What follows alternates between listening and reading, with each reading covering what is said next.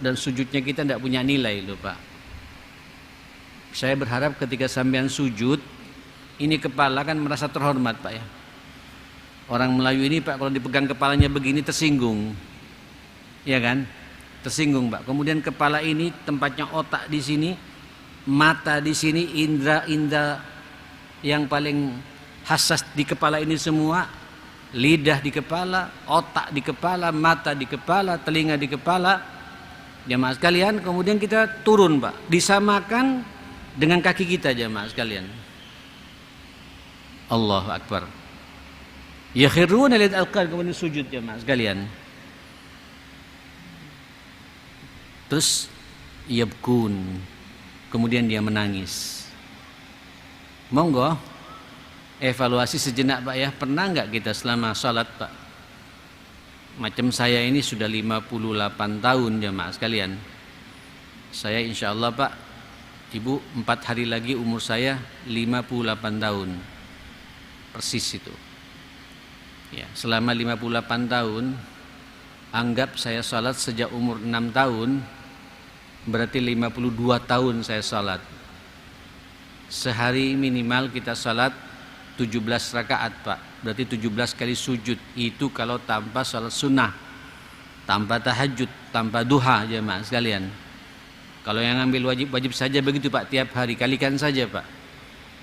Kalau 1 tahun 360 kalikan 17, kalikan lagi 58, belasan ribu jemaah sekalian, puluhan ribu kita sujud dan ruku kepada Allah. Pernah enggak Pak dalam sujud itu satu kali kita sempat menangis Pak?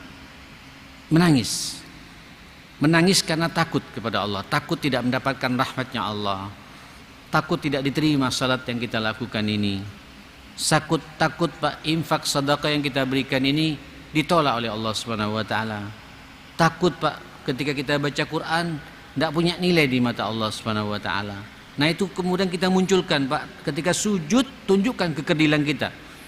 Minta ampun kepada Allah Subhanahu wa taala dan berdoa. Makanya kata Rasulullah sallallahu alaihi wasallam, aqrabul abdu inna, ya, sesungguhnya paling dekatnya seorang manusia, seorang hamba di sisi Allah Subhanahu wa taala wa huwa sajid, bisa dalam kondisi dia sujud jemaah sekalian. Maka ketika sujud diperintahkan untuk kita berdoa. Silakan berdoa apa saja jemaah sekalian. Ya. Boleh Pak, sujud itu kita berdoa. Yang penting doanya tidak menyimpang dari kaidah-kaidah syar'i. Ya, tentu harus berbahasa Arab karena kita salat kita Pak berbahasa Arab semua. Berkomunikasi, kalau tidak berbahasa Arab dengan hati saja Pak, silakan kita berdoa kepada Allah Subhanahu wa taala, minta apa yang kita minta dan tangisi Allah Subhanahu wa taala.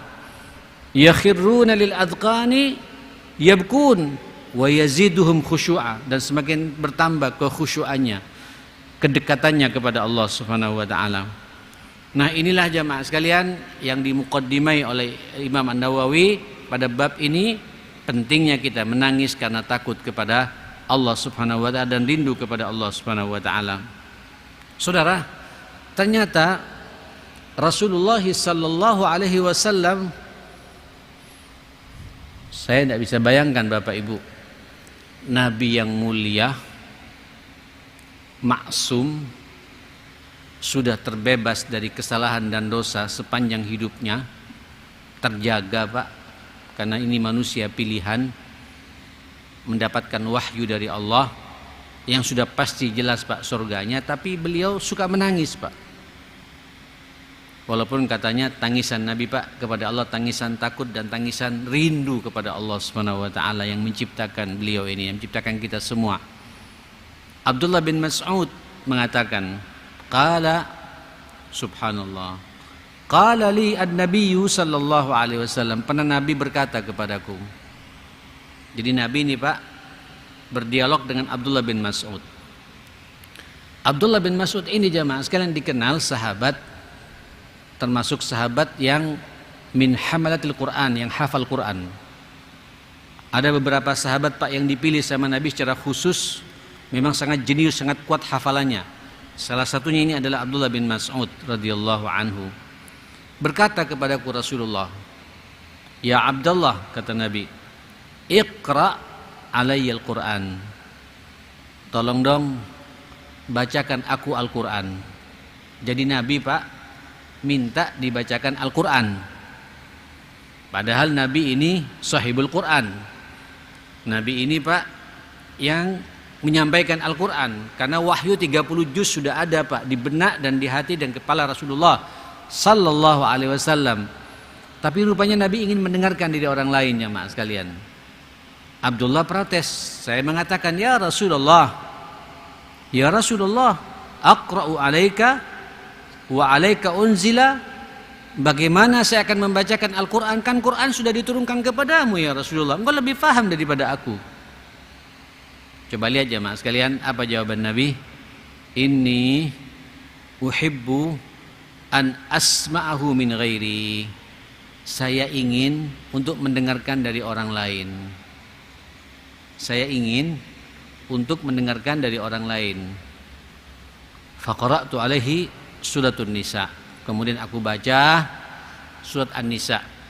Ya ayyuhan nas ittaqu rabbakumul ladzi khalaqakum min nafsin wahidah wa khalaqa minha zawjaha wa bassa minhuma rijalan katsiran wa nisaa wattaqullah.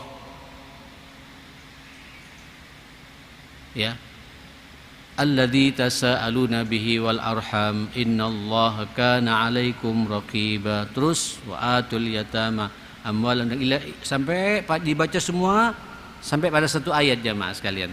Hatta jitu, sampai aku sampai, kata dia, kata Abdullah bin Mas'ud, ila hadil ayat, pada ayat ini. Apa ayat itu? Dalam surat An-Nisa ini jamaah sekalian. Apa ayat itu? Fakaifa idza ji'na min kulli ummatin bi syahidin wa ji'na bika ala haula'i syahida. Langsung Pak Nabi mengatakan, qala hasbukal an kata Nabi. Cukup kata Nabi. Cukup ya Abdullah gitu. Faltafattu ilai, aku lihat wajah Nabi. Fa'idha ainahu tadrifan. Dari kedua matanya Pak bercucuran air mata ini jemaah sekalian. Nabi menangis sampai membasahi apa? Jenggot Rasulullah sallallahu alaihi wasallam. Pak, saya ingin mengambil kesimpulan betapa banyak Pak orang penghafal Quran. Tapi kadang-kadang tidak bisa menangis jemaah sekalian. Penghafal Quran ini Pak biasanya tiada hari kecuali dia membaca Al-Quran. Tapi dia tidak bisa menangis. Ternyata kadang-kadang menangis ini perlu dipicu oleh orang lain Pak. Perlu dimotivasi oleh orang lain. Nah memang Abdullah bin Mas'ud orangnya kecil Pak. Abdullah bin Mas'ud Pak, tidak besar katanya. Konon katanya kalau naik pohon korma itu kayak kera aja Mas, saking kecilnya dan cepat naik ke atas. Tapi jenius, hafal Quran. Dan kalau baca Quran, Nabi terkesima betul dengan suaranya. Kecil tapi indah didengar jamaah sekalian gitu. Sampai pada ayat ini Nabi tersentuh. Makanya Pak, kalau sampai yang kadang-kadang tidak bisa baca Quran, kadang baca Quran Pak tapi ngoyo Pak. Belum bisa menyentuh ke hati kita. Berarti saya tidak mengatakan hidayah belum nyampe jamaah sekalian. Tapi karunia menangis belum bisa nyampe ke hati kita. Wallahi akhi Bapak Ibu, saya pun juga tidak sekali dua kali ketika mendengar dari suara orang lain, kita bisa jadi menangis Pak. Jadi kalau sampean kebal tak bisa menangis, kadang-kadang perlu mendengarkan dari orang lain jamaah sekalian. Saya khutbah nikah Pak, termasuk juga di Al-Akbar ini jamaah sekalian. Saya tidak sekali dua kali betapa sering saya kadang-kadang tersentuh. Quran itu kadang-kadang saya mendapat ilham dari bacaan orang lain Pak. Padahal saya di rumah sudah menyiapkan tema untuk saya sampaikan dalam khutbah itu. Tapi begitu saya tersentuh dengan, saya tutup ini Pak. Saya membahas apa yang saya nikmati itu, dari apa yang dia bacakan tadi itu. Dia itu karunia dari Allah Subhanahu wa taala. Dan betapa sering kita bisa menangis ketika kita mendengarkan dari suaranya orang lain. Dan tidak perlu gengsi Pak. Seorang kiai perlu mendengar dari suara santrinya, sebagai nabi mendengar dari suara sahabatnya. Nabi, Pak, nabi. Paling mulianya manusia. Dia bisa menangis ketika dibacakan Quran lewat orang lain, jemaah sekalian. Yaitu Abdullah bin Mas'ud. Pak, sampean ketika berkendaraan bawa mobil ya, ayolah daripada mendengarkan musik ya, mendengarkan lagu, apalagi dangdutan, Pak.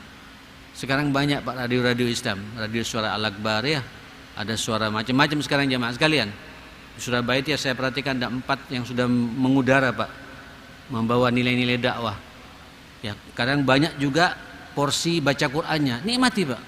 Itu kadang-kadang sampai menangis jemaah sekalian. Sampai pada ayat tertentu kita tersentuh, walaupun kadang-kadang tidak paham maknanya. Itu hidayah dari Allah, hidayah untuk bisa-bisa menangis kepada Allah Subhanahu wa taala gitu. Sebagaimana Nabi bisa menangis ketika dibacakan oleh sahabatnya, apalagi kita jamaah sekalian. Kadang kita bisa menghatam Quran, mohon maaf ya akhi, saya harus menyampaikan pula Pak, di masjid saya itu tiap hari Pak kita 1 juz baca Quran, setiap 1 bulan kita hatam. Ini sudah 2 kali hatam kita Pak, baru mulai 2 bulan yang lalu. Subuh 5 halaman, Zuhur 5 halaman, Asar 5 halaman, Maghrib kosong, ada pengajian seperti ini. Nanti Isya 5 halaman, Isya persis 1 juz.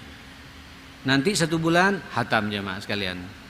Dan yang mengikuti sekarang ratusan jamaah sekalian. Ya, ini sekaligus melatih orang untuk kemudian bisa mengeluarkan suara terbaiknya. Walaupun ada yang membimbing Pak dari mahasiswa saya yang sudah hafal Quran juga gitu. Kadang-kadang kita bisa menangis di situ jamaah sekalian. Inilah pentingnya Quran, kita mendengar bersama-sama. Ya. Bisa menangis ketika dilantunkan Al-Quran, diperdengarkan ke telinga kita jamaah sekalian. Kalau memang kita tidak bisa membaca Quran dengan sendirinya seperti itu. Nah, Saudara, tapi di hadis yang lain Nabi juga mengatakan, saudara sekalian, dari Sayyidina Anas bin Malik radhiyallahu anhu, khataba Rasulullah sallallahu alaihi wasallam khutbatan ma sami'tu mithlaha qattun. Saya pernah mendengar Rasulullah sallallahu alaihi wasallam khutbah. Saya belum pernah mendengar khutbah sedahsyat itu, seindah itu. Belum pernah ada tandingan khutbah sebagaimana khutbah pada saat itu yang dikeluarkan oleh Rasulullah sallallahu alaihi wasallam. Lau ta'lamuna ma'a'lam. Andai kata kalian tahu, kata Nabi, apa yang aku tahu, la dhahiktum qalilan. Kalian akan tertawa di muka bumi ini sedikit saja. Tapi wala bakaitum katsiran. Tapi nangis yang akan muncul terus-menerus. Kalau kau memahami apa yang aku fahami, engkau mengetahui apa yang aku tahu dalam hidup ini. Kenapa ya, akhi? Ini kita masuk bulan Rajab sekarang, Pak ya. Ini malam ini, Pak, malam 1 Rajab, Pak ya. Kita berdoa, Pak, mudah-mudahan Allahumma barik lana fi Rajab wa Sya'ban wa ballighna Ramadan bi rahmatika ya akramal akramin. Allahumma barik lana fi Rajab wa Sya'ban wa ballighna Ramadan bi rahmatika ya akramal akramin. Ya Allah, berkahi kami, berkahi hidup kami, hidup keluarga kami, hidup suami, istri dan anak-anak kami dan orang tua kami di bulan Rajab dan Sya'ban ini, dan karuniai kami bisa panjang umur sampai berjumpa dengan bulan Ramadan yang akan datang insyaallah. Sallallahu alaihi Muhammadin wa alihi washabihi wasallam. Alhamdulillahirabbil alamin. Bapak, Ibu, nah ini bulan Rajab kan nanti puncaknya tanggal 27 Rajab ya, Nabi Isra dan Mi'raj. Ketika Isra dan Mi'raj itu jamaah sekalian kan dipertontonkan sama Jibril, Pak, tentang surga dan neraka. Tentu ini gaib, Pak, yang tahu hanya Rasulullah atas izin Allah Subhanahu wa taala. Sampai tidak bisa, cuma Nabi menceritakan, aku dilihat langsung sama Jibril, dipertontonkan bagaimana potret umatku nanti pada hari kiamat. Baik yang masuk surga ataupun yang masuk neraka. Ada orang katanya, Pak, lidahnya kemudian ditarik, digunting sendiri ya, Mas sekalian. Berdarah-darah, nanti balik lagi, Pak, tarik lagi, digunting lagi. Itulah orang yang suka menyebar berita hoax, suka memfitnah, suka mengadu domba, suka menggunjing orang. Ada juga orang nanti, Pak, kemudian tenggelam di lautan penuh dengan nanah dan darah dan dia minum di situ. Itulah orang yang suka minum minuman keras. Ada pula orang yang mencabik-cabik mukanya, macam-macam, Pak, ceritanya itu. Ini kalau kau lihat kau akan menangis terus-menerus, kata Nabi gitu. Dan ketika menceritakan seperti itu, faghatta ashabu Rasulillah sallallahu alaihi wasallam wujuhum. Para sahabat Pak semuanya